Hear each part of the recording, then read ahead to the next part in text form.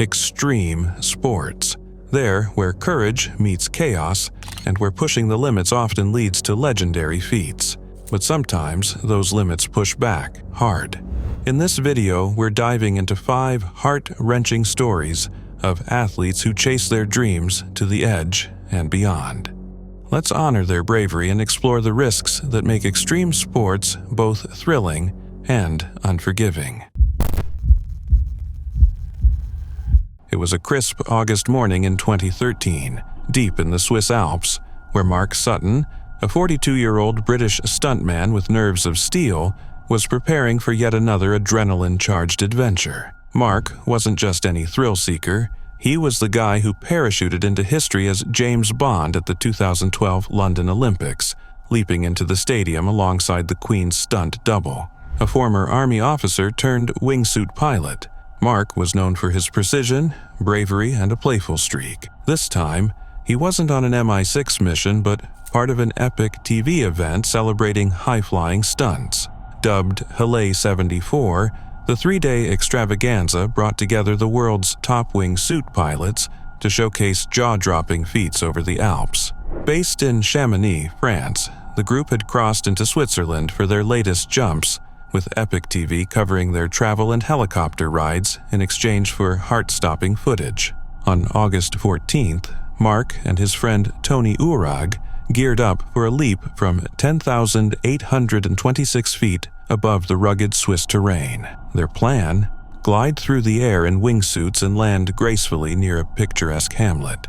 With helmet cameras rolling, the pair stood at the helicopter door. Footage shows Mark flashing a confident thumbs up before diving into the void, Tony close behind. For 20 seconds, it was textbook perfection. The landscape blurred beneath them as they hugged the terrain, soaring at breathtaking speeds. But then, disaster struck. Traveling at an estimated 155 miles per hour, Mark collided with a mountain ridge. Experts believe he misjudged his trajectory. The impact was instant and fatal. Tony landed safely but immediately sensed something was wrong. Shouting the horrifying news, "Mark hit the mountain!" Panic rippled through the group. Jonathan Flores, a Colombian pilot, described the moment as surreal, their worst fear playing out in real time. Norwegian wingsuit pilot Espen Fadnes recalled Tony's stunned expression, confusion and grief etched across his face. Mark's death shook the extreme sports community. It wasn't just the loss of a talented athlete, but of a man cherished for his humor, intelligence, and camaraderie. Gary Connery, who'd played the Queen in their Olympic stunt, called Mark more than a colleague, a friend whose bonds were forged through shared risk and adventure. Epic TV considered canceling the project, but ultimately decided to continue at the urging of Mark's fellow pilots. They believed the best way to honor his memory was to share the passion he lived for. Footage of Mark's final moments, released with his family's consent, served as both tribute and caution, reminding the world of the razor-thin line between triumph and tragedy in extreme sports. Mark Sutton will forever be remembered as the man who soared into Olympic history as James Bond, but his untimely death stands as a sobering testament. Even the most skilled can sometimes pay the ultimate price in the relentless pursuit of pushing boundaries. It was a sunny day on June 15, 2011, in the Maldives, where the turquoise waters shimmered under a cloudless sky. This tropical paradise, renowned for its stunning coral reefs and vibrant marine life, was the perfect getaway for 22-year-old Jay Moriarty. A professional surfer from Santa Cruz, California, Jay wasn't there to chase towering waves or conquer nature's fury this time. He'd come to unwind, immerse himself in the underwater wonderland, and take a break from his usual adrenaline-fueled exploits. Jay wasn't just any surfer. He was a legend in the making. His journey to fame had begun at 16, when a spectacular wipeout at Mavericks, a notoriously challenging surf spot in Northern California, made him a household name in the surfing community. A photo of him free-falling from a monstrous 25-foot wave was plastered on the cover of Surfer magazine, earning him respect not just for his skills but for his fearlessness. Yet, Jay was more than a thrill-seeker. He had a magnetic personality, a contagious smile, and a heart as big as the waves he rode. This trip to the Maldives was supposed to be different. No competitions, no death-defying stunts. Just peace, quiet, and the chance to explore the ocean's depths through free diving, a sport where you rely solely on your lungs. No scuba tanks allowed. For Jay, it was another way to connect with the sea, challenging himself while soaking in its serene beauty. The morning of the 15th, Jay set out to explore the coral reefs.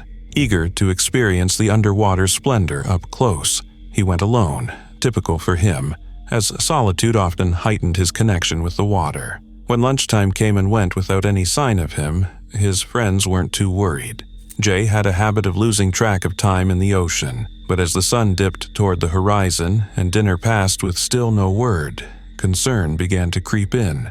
A search was launched, and soon the unthinkable became reality. Jay's body was discovered near his dive spot, lifeless in the waters he so deeply loved. The news sent shockwaves through the surfing world and beyond. How could someone so vibrant, so alive, be gone? The exact circumstances of Jay's death remain unclear, but free diving carries its risks. Holding your breath for extended periods can lead to shallow water blackout, a sudden loss of consciousness caused by a lack of oxygen. It's likely that Jay, even with his strength and skill, succumbed to this peril, unable to resurface in time. Back in Santa Cruz and in surfing communities worldwide, disbelief turned to heartbreak. Jay wasn't just a talented athlete. He was a symbol of positivity, generosity, and unshakable zest for life. Stories poured in from friends and fans about his humility and kindness. Jay's wife, Kim, who was set to meet him in Europe for their next adventure, was left devastated by the loss of her soulmate. Perhaps the hardest hit was Jay's mentor, Rick Frosty Hessen, who had guided him from a determined teenager to a world-class surfer. Their bond ran deep, built over years of rigorous training, philosophical essays, and countless hours in the water. Frosty often said Jay was more than a student.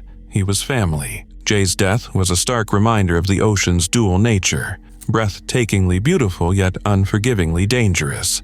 Even for someone as experienced as Jay, the sea held risks that couldn't always be tamed.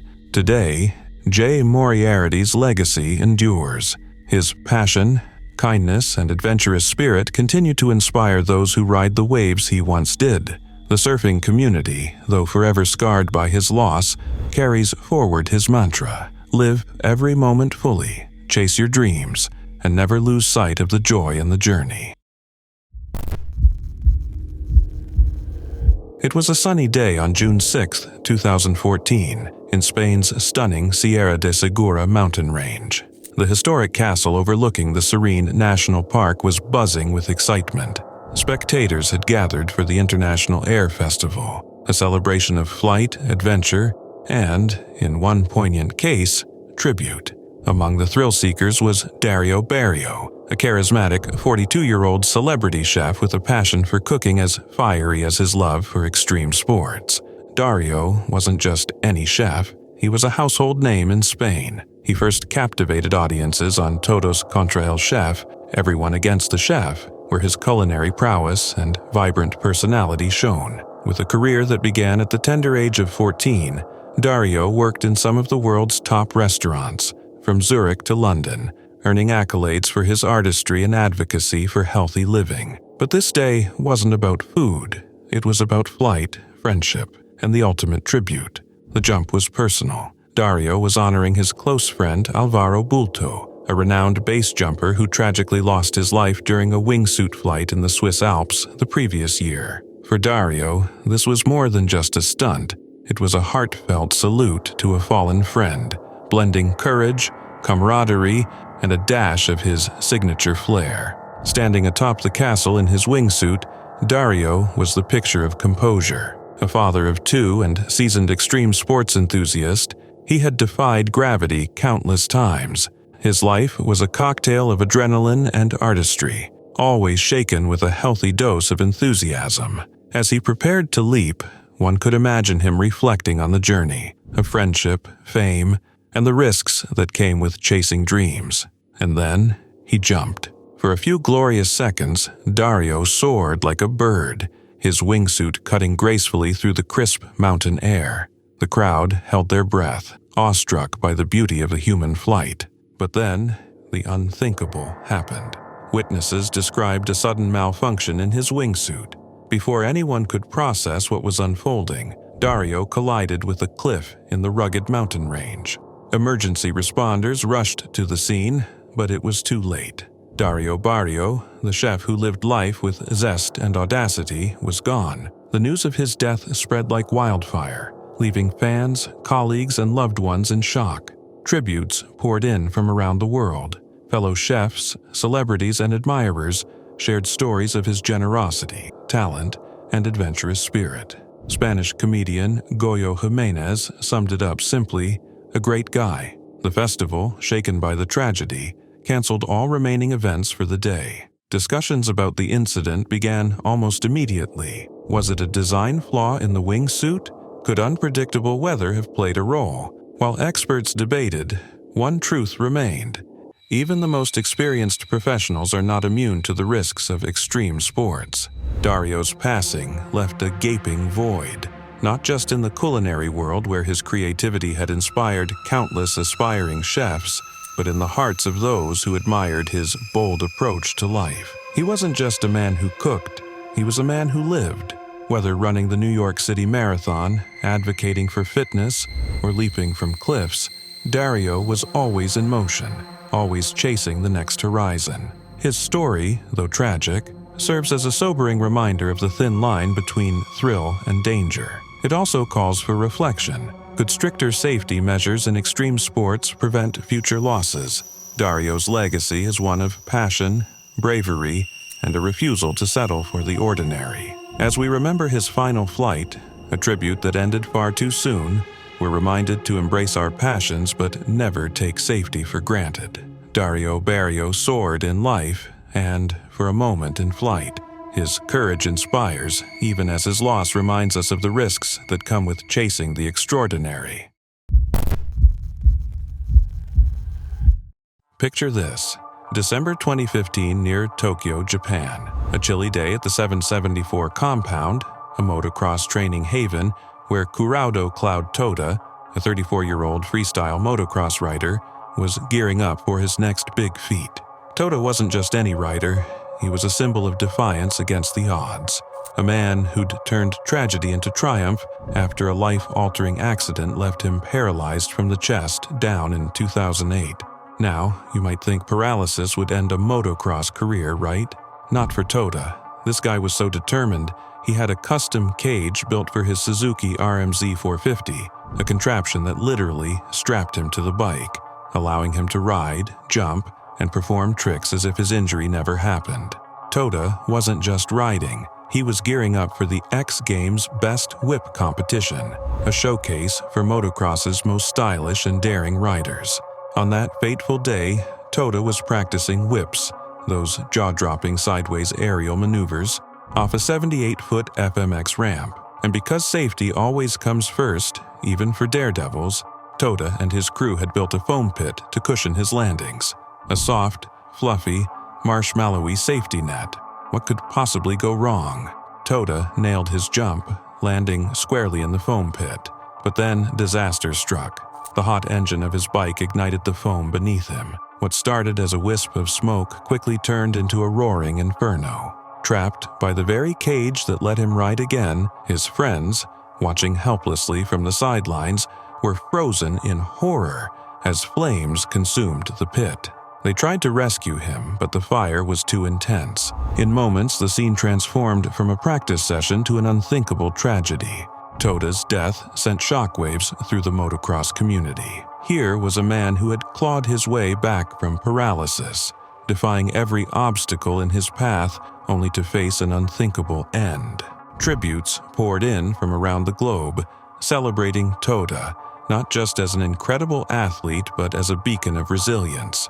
Before his paralysis, he'd competed in prestigious events like the All Japan Nationals and AMA Supercross. Afterward, he became a living testament to perseverance, proving that no setback, not even losing the use of half his body, could extinguish his passion. The foam pit, meant to be a safety measure, had become a death trap. It's an ironic twist that's as cruel as it is tragic. While foam pits are standard in motocross training for their cushioning properties, they have a dark side. The foam is highly flammable. Pair that with the scorching heat of a motocross engine, and you've got a recipe for disaster. For Toda, the cage that gave him the freedom to ride again ultimately became his prison. Toda's story is as heartbreaking as it is inspiring. He didn't let paralysis define him. Instead, he redefined what was possible. His daring spirit and refusal to quit earned him a place in motocross history, not just as a rider, but as a symbol of unyielding determination. While his life ended in tragedy, Toda's legacy lives on, reminding us that the pursuit of passion often comes with risks. For those bold enough to chase their dreams, sometimes the cost is everything. It was January 24th, 2013, and the Winter X Games in Aspen, Colorado were buzzing with energy. Fans packed the stands, ready to watch the world's best extreme sports athletes defy gravity and common sense. Among them was Caleb Moore, a 25-year-old freestyle snowmobiler with a fearless reputation and 4 X Games medals to back it up. Hailing from Crum, Texas, a town more familiar with tumbleweeds than snow, Caleb's rise in the snowmobiling world was nothing short of extraordinary. Caleb and his brother Colton had turned their backyard into a makeshift training ground, substituting snow with dirt ramps and foam pits. They later upped their game, traveling to Michigan to practice on actual snow. Caleb's relentless drive and jaw-dropping tricks earned him a bronze medal in his X Games debut in 2010, and by 2013, he was one of the sport's biggest stars. His trademark fearlessness made fans cheer and competitors tremble. But that fateful day in Aspen, things took a devastating turn. Caleb had planned to wow the crowd with a backflip, a trick he'd nailed countless times. As his 450-pound snowmobile roared up the ramp, it seemed like another textbook performance. But mid-air, disaster struck. The snowmobile's skis clipped the landing slope, throwing Caleb forward like a ragdoll. He slammed face first into the snow, and before anyone could react, the massive snowmobile rolled over him, striking his chest and head. The crowd gasped in horror. Then, in a moment of sheer resilience, Caleb stood up with help, walking off the course to a wave of relieved applause.